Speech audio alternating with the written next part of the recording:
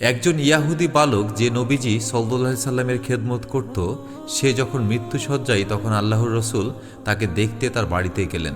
এটি বর্ণিত হয়েছে সহিহ বুখারী গ্রন্থের 1357 নম্বর হাদিসে। আনাস রাদিয়াল্লাহু আনহু হতে বর্ণিত, তিনি বলেন, এক ইয়াহুদি বালক নবী সাল্লাল্লাহু আলাইহি সাল্লামের খিদমত করত। সে একবার অসুস্থ হয়ে পড়লে নবী সাল্লাল্লাহু আলাইহি সাল্লাম তাকে দেখার জন্য আসলেন। তিনি তার মাথার নিকট বসে তাকে বললেন, তুমি ইসলাম গ্রহণ করো। সে তখন তার পিতার দিকে তাকালো। সে তার নিকটেই ছিল। পিতা তাকে বলল, আবুল কাসেম, নবী সাল্লাল্লাহু আলাইহি সাল্লামের কুনিয়াত এর কথা মেনে নাও। তখন সে ইসলাম গ্রহণ করল।